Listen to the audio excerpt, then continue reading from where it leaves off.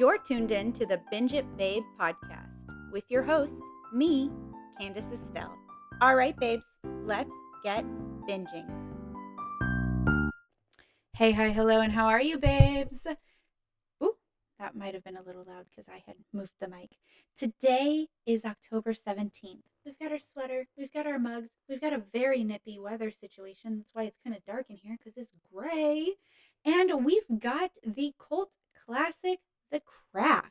The Craft came out in 1996 and it stars Fairuza Balk, Nev Campbell, Robin Turi, Rachel True, Skeet Ulrich. So if you guys remember when we were talking about Scream, and I was just like, I don't know if I've really seen Skeet anywhere else. Yes, I have. I've seen him in The Craft. I just didn't remember. He is just as creepy and slimy in this movie as he is in Scream. Maybe a little less because in the other one he is a serial killer. But it didn't help my persona of Skeet. Okay? He is creepy. Just maybe not as a person, but in these characters, he is creepy. Now, I haven't seen The Craft in a long time. It was one of those movies where I was like, no, I know I really like it. And then I just rewatched it for this, and I was just like, this is darker than I remember it being. Like, not as kitschy campy, like dark. Um, so yeah, that was a little bit of a surprise. I don't know why I didn't remember it being as dark, but maybe that's also because I probably didn't actually watch it like fully. Like I probably was like watching it, as a kid and seeing like bits and pieces and being like, "Oh, haha, a glimmer." And then later being like, "Oh, wow, they're terrifying." Um if you don't know who Fruze Bulk is, she is in this film. She's done a few other things, but the other thing you probably would know her from as being Adam Sandler's girlfriend in the movie The Waterboy, um, which is just a hilarious, character that she gets to play. I found it really interesting. Scream and The Craft both came out in 1996, which just means that Nev Campbell and Skeet Ulrich had a huge year in terms of creating cult classic like Halloween films. 1996, y'all, that's where it was at. So it follows Robin's character, and she is a natural witch. She doesn't know it, it's just that certain things will happen around her. And she has to start at a new school. She has kind of attempted to remove herself from living through cutting. And so they kind of like moved her, and she's finally going back to school to a different place. It's a Catholic school, so they've all got uniforms. I just find that weird, but it is what it is. And when she's there, Skeet immediately, his name is like Chris in this movie, immediately is like, hey, like, what's up? And then she's like, okay, like nothing. Anyway, bye. And she notices the uh the three other girls, and they're kind of like staring at her, and they just kind of like, they're talking about needing a fourth person for their coven to call the Four Corners, and she happens to be it because she's a natural witch. The others are not natural witches, so they've not really been able to do as much. And she doesn't recognize that she's a natural witch until she starts hanging out with them. At one point, Nev Campbell's character kind of sees her, and she's just like spinning a pencil without touching it, and that's when Nev is like, "It's her, it's her." Neve Campbell, Neve Campbell, I think. And so they become like a group of friends, and Fairuza Balk's character is very much so like the leader. Like Nancy is the leader of the pack, but Sarah is the more talented of the pack because she's the natural witch. And then you have Bonnie as, Nif Campbell's character, who isn't what I would say a sidekick, but she's definitely like the quiet mousy character. Bonnie's character is kind of sad because I don't know why, but she had like burns probably from childhood all along her back. So she is really like body conscious. And then Rachel True's character is Rochelle. And Rochelle is like on the swim team with a couple girls who are incredibly racist. And so they keep making fun of her and messing with her, not allowing her to dive and stuff. And the really racist girl is actually Christine Taylor, who you will recognize from a lot of Ben Stiller flicks, because she's Ben Stiller's wife, but she did like, Zoolander and Dodgeball, and I want to say, oh yeah, she's in Arrested Development. She's Sally Sitwell in Arrested Development. So we've got a lot of people in this movie, which is really cool or fun, at least. A lot of people for the 90s, especially. And we're, oh man, totally blanked. What am I talking about? Oh, they become friends and they start being able to do like little things like together. They recognize together they're able to do things. And Nancy starts becoming like more egomaniacal. Like she's already just dark in general because she wishes her life was better. She's definitely living that trailer trash life, which there's nothing wrong with it, but there is something wrong with living a trailer trash life when it's like because your mom is an alcoholic and your dad is an alcoholic and they're like smoking in the trailer, and it seems like it's probably abusive there in some way. So that's her life. And so she's just like coming from this place of anger with everything she does.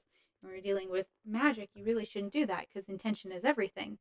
So when she starts pulling in magic and like trying to be more powerful, it's dark. Like it's sharks beaching themselves and her feeling really cool about it, and her all of a sudden deciding like she's above it all, like above the law kind of thing. Like, you know, driving recklessly because she believes that like all the lights will turn green for her so she'll be safe anyway.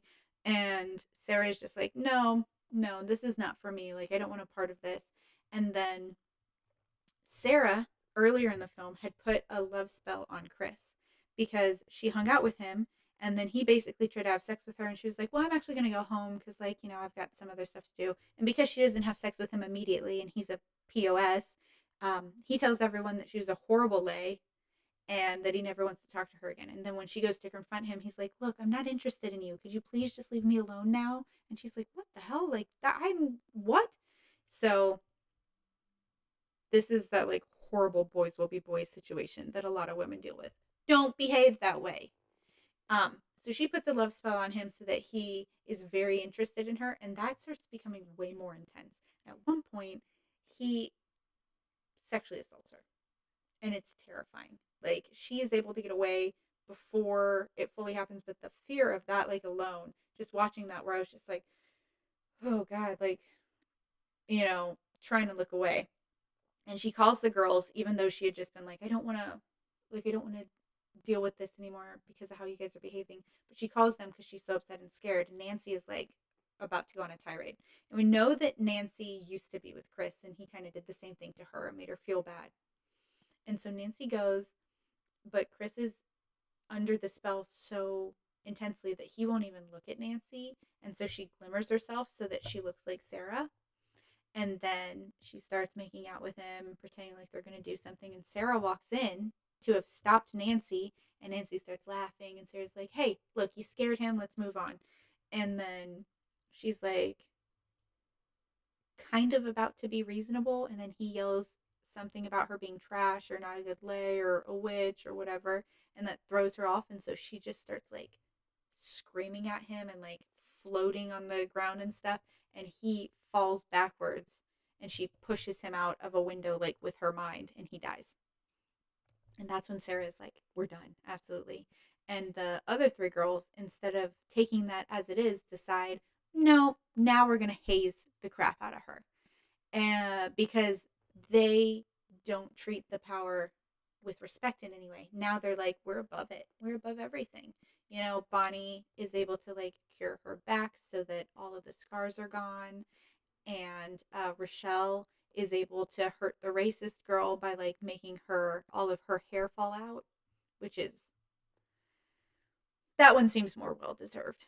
But it's still pretty extreme. But it is, yeah, well, um, but they become mean, right? Like, and Sarah even says that at one point. She's like, Bonnie used to be the nicest, and now you're mean. And she's just like, so? Because I'm happy and confident. And it's like, well, confidence and meanness, those don't go hand in hand, ladies. Um, and then they try to convince Sarah that her dad and sister are dead, that they died in a plane crash trying to find her because they pretend like they told her, told them that she ran away. So they went to go find her, and then there's a plane crash. All of it's a glimmer, or a glamour. Sorry, a glamour.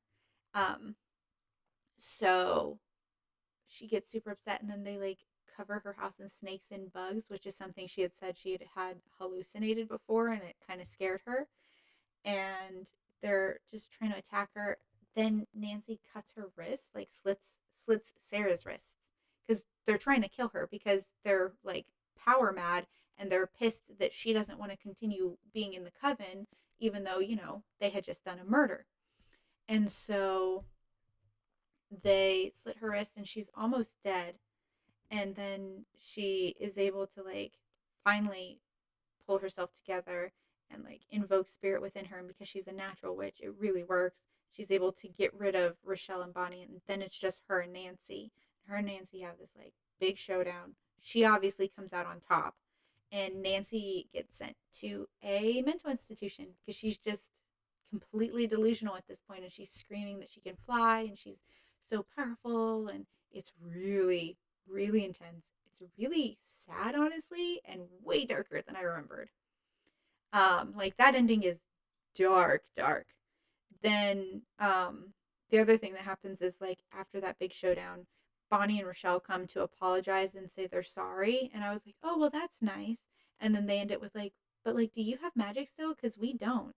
And then she's just like, okay, cool guys, I'll see you later. And then they're like, I bet she doesn't. Like they're still being mean girls, which is a real bummer because I was hoping they were friends in some way.